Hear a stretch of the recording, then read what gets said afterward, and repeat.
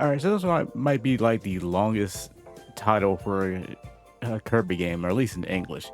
Kirby in the Forgotten Land, Nintendo Switch 2 plus Star-Crossed World. That is a lot for just a DLC. And that's basically what this is. It's just a DLC for the Kirby in the Forgotten Land game that it came out. Initially, I hadn't done the review to the original game. I had played and beat it before I started doing this review channel. The best way I can explain it is this is Kirby's first attempt at going on a 3D adventure game. Yeah, Kirby's had a few games that had 3D like assets to it, like Kirby Blowout, and Kirby 64 kind of had 3D assets, and then he had Kirby Air Rider. But this is the first time Kirby's had a real 3D adventure in the same kind of way. Donkey Kong had Donkey Kong 64, Mario had Super Mario 64, stuff like that. But basically, yeah, if you are a fan of all the Kirby games, the Kirby's Dream Land games, this is just a 3D version of those games. The way it starts out is something captures a bunch of Waddle Dees, and you have to go through this new world to basically go save them all. And if you play Kirby Dream Land 2 and you remember doing like the rainbow droplets, and it seems like every Kirby game you played, there's always something you need to go and find. It's not usually just to go from point A to point B like the early Kirby games like Kirby Adventure. And I mean, I wish I really could say there's more to the original game, but there's really not. I mean, you have your regular abilities that you get, and you have the mouthful mode, which is actually the real crux of the gimmick of this game. And mouthful mode is like, if you've seen the trailer and such, Kirby turns into a car. He turns into a bunch of other different items that you use to go through. It could be tracks, it could be special stages, they're kind of, some of them are like kind of specially laid out to where you have to go through this certain area in order to do it. It's not really something you can use at any point in time, but it's a gimmick, and it's actually a really fun gimmick. It sounds negative the way I'm explaining it, but like I said, if you've played a Kirby game, this was just another Kirby game. It was a fun 3D, very beautifully graphic Kirby game that it ran a little bit, like it ran pretty good. Like some of the stuff that's in the background, like enemies would kind of drop heavy frames or whatever, but the closer you get to it, they would start going to normal frames and such. But the game ran really good. The music was actually really good in the game. You're hearing a track right now that was in the original game, but it got kind of remixed a bit for the Star-Crossed World edition. It's DLC. It's DLC is all you can really call it. But it was Kirby's Grand Adventure, and it was actually really, really fun. Simple. Like, it really wasn't that difficult. The only part that was difficult is the same part that's difficult in every modern Kirby game, and that's the arena mode. Or Coliseum, I think they call it in here. But yeah, once you go out and save the Waddle Dees, and the adventure kind of continues, and you go for it. I'm not going to really spoil it in case nobody else has ever played it. But you save the Waddle Dees, and then you go forward in the adventure, and you fight more bosses and such. The vague explanation I'm giving it's odd because we're going to move on to Star-Crossed World. It's hard to sometimes call it really a DLC. I mean, it's exactly what it is, but I didn't know, because I 100%ed this game. I've done that from Kirby Superstar, from that game all the way to this game right here. I 100%ed every single Kirby game, and I 100%ed the Kirby and the Forgotten Land. Apparently, if you have this edition of the game, and say we were just starting it and you never played it before, I think after the first world, you can go into this DLC. I'm not. Supposedly it changes like a very, very few amount of things, but to me that's just odd. But this is really a DLC. So going into Star-Crossed World, it's the same premise. There's a big meteor that lands and hits the volcano nearby, and the meteor spreads out a bunch of starries. The starries they're just little star creatures, but they work the same way Wild D's do. You gotta go and get each one of the starries, and that's how you gotta beat the game. You get all the starries, you can go forward and go to the real boss fight. The good thing about that, and the Waddle Dees kind of did it too, but I feel like for the DLC they did it better. It's not really just finding the Waddle Dees and stories. What you're doing is there's certain challenges you have to do. There's like 3 or 4 of them you just find out in the level, but other ones you have to do, like get to the boss without getting hit.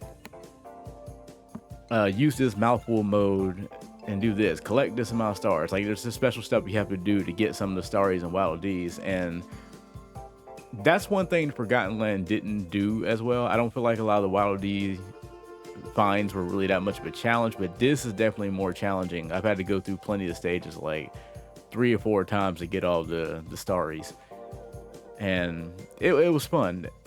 The thing is, what changes Starcross World from Forgotten Land is each of the levels kind of get remixed a bit. Like there's this crystal stuff that kind of grows in the stage, and when you go into the stage that if you played it before, you've originally gone through this stage, but when you end up going into it, it splits off into a totally different area, like full of crystals, and the bad guys got like crystal hats or whatever, and they're kind of a little bit harder to beat, and the bosses kind of had that same thing. So it's like you're going through the same stages again, but they're remixed and giving you different areas you go through and fight different enemies and do certain new mouthful modes.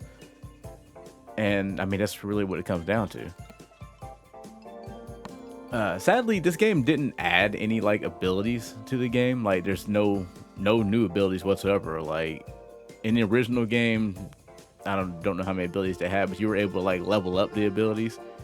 On here, it's like there's no new abilities and there's no like new level to the abilities, I think, unless when I played, I do recall that you can get like, say, the sword plus or whatever. I don't know if that was added for the Star-Crossed, or was that something I just didn't do because I didn't feel like collecting more of the stones to do that in the original game. But that aside, there's no new abilities. There are new mouthful modes. There is, well, I'm not gonna really say what they are, just in case you want to figure out yourself. But there are a few new mouthful modes that do add a lot more newer gameplay to the game. I wish there was kind of more. There's not really a lot of them added on to it. Like that's the thing about the DLC. It's DLC.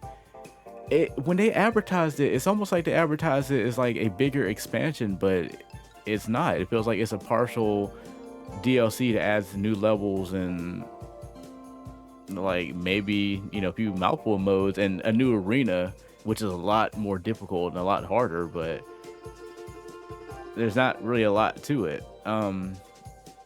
In the town, there's a Waddle Dee town in the original game where you can do like small mini games and such. None of that really changed in the Star-Crossed. The only thing that really changed is there's figures you can get, like character figures, like you get a Kirby figure or a Waddle Dee figure or a figure of any of the bad guys and bosses and such. They added ones for Star-Crossed World and some of the ones that they were missing from the Forgotten Land originally. But like, as I'm sitting here talking about this game, I'm remembering small stuff that changed that they added to it. Well, not so much they added to it, stuff that I did when I played Forgotten Land, but it's kind of funny when I played through Star-Crossed World. It's not a lot really changed to it. It's a good game. The music's actually changed some, and it sounds like really good. Like I said, what you're hearing now is actually from the Star-Crossed World version of it. The bosses are a lot more difficult. Like I said, this is like a small difficulty shift and new stages to it, but it feels like a DLC. And I can't, like, it sounds like I'm saying it's a bad thing, but if you're new and you didn't play Kirby Forgotten Land, you get to the DLC, I think you would enjoy it a lot. But if you played the Forgotten Land, I don't know if I can say if Star-Crossed will give you too much more to really chew on with the game, because like I said, I 100%ed the original game and I played this and I was having fun as I was playing it, but once I got done, I was like, man, that's it. There's like, it didn't feel like, and that's another thing, it didn't feel like an entirely new adventure. It felt like remixed levels and new boss fights. It felt like it might as well have been another mode and not, you know, really a whole full other game. Because like for me, I don't know how other people did it. I actually bought the whole edition of the game, so I have technically a second copy of Forgotten Land, and I got Cross Worlds as a whole game. I played the whole price for it, and I don't regret it. But the more I sit there and talk about it and look at it, it's like maybe it would have been better just to buy the DLC instead. But the I will say the other selling part to it is that they did enhance the graphics a bit. The issue they were having before with the enemies on the outside were like kind of going at smaller frames. That's no longer really too much issue. They kind of do it a little, but they got to be really far away for that. The game is running at 60 frames per second. It's pretty solid. You can tell if you played the original one you played this, there has been a lot of improvement in the performance of the game. That it can't really be disputed. This game definitely plays a lot better. Not that Forgotten Lands played bad, but this shows that the Switch 2 does have a bit more power to it, and it did make this already good game much more amazing. I just cannot say that the Starcross World DLC addition to it was really enough to buy it. So I would say if you haven't bought it now, just if you have the original game, just buy the DLC to it. It's, I don't know, like I said, it's good and it's fun. I'm a big Kirby fan. Like I said, I play every single one of them. I 100% all of them. I totally enjoy the Kirby game, but I feel like it's really hard to sell people on kind of this game because, like I said, Kirby Forgotten Lands is a really, really good game. It's hard to sell people on the DLC because it didn't really add enough to, warrant, getting the DLC, like getting this. The Switch 2, like the Switch 2 part, the improvements of the performance is really good.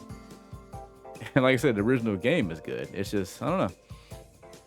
But anyway, I can go on forever about this. I don't really regret getting this. It's just, it's really hard to sell people on that. This is, the Forgotten Lands is a really good game, but Starcross World is kind of underwhelming. It's only really good because of the improvements that they give you, and if you're really a Kirby fan, you have new levels and a bit more Kirby to play, but it's maybe 3 to 5 hours extra, and I'm only adding that because you may not get all the stories like right away, and the arena might be kind of a challenge for you. But yeah, no, it's just a 2 or 3, it's about a 3 to 5 hour DLC add on to a really good game. I would be more positive if I was actually reviewing the Forgotten Lands, but I'm not because I've already done a written review. If you look down in the description, I'll have linked the actual backlogged review that I did of it. It's written because I did it before I started doing these reviews, and that'll be a bit more positive and actually explain how I feel about the game, but I don't really want to go too much into Kirby Forgotten Land because I don't know, how much of it would be spoilery or whatever, and it was a long time ago that I played it. And I didn't go through the whole game again going through this DLC. I went straight from my 100% file into the DLC. And like I say, it was fun for what it was. But if you're looking at the DLC, which is what I'm reviewing right now on its own, I'm only explaining the Forgotten Land for a little bit of context. But if you're just looking at Starcross World on its own, it's a little underwhelming. It's better for the improvement to the original game. I think the people who would enjoy this the most is people who did not play the original game. Get the entire package of it, and you'll have the full experience. You'll have fun. But if you've gone through like me and you 100% of Forgotten Lands, Starcross isn't going to give you a lot. You'll just be impressed by the performance, and you'll have an extra few hours if you really like doing the challenges the Wild G's gave you. You practically have that again with the Starries, and if you really enjoyed the Coliseum, which the Coliseum was actually a really fun set of fights and such like that. That Coliseum was actually really good, but that's really all you're getting with the game. But like I said, not to be hold downer with it, like it's a really good game, but it's just the DLC is underwhelming. But as a whole package, this is amazing for a Kirby game. It's may possibly be somewhere between, it's either number 1, number 2, number 3. To me, it's really difficult because I really liked Superstar a lot, and actually like Return to Dreamland as well, and then Robobot. Okay, so Kirby's had actually a lot of really good games, and this one is a good one. But again, not for the DLC on its own. But as a whole package, this is actually really good. So, yeah.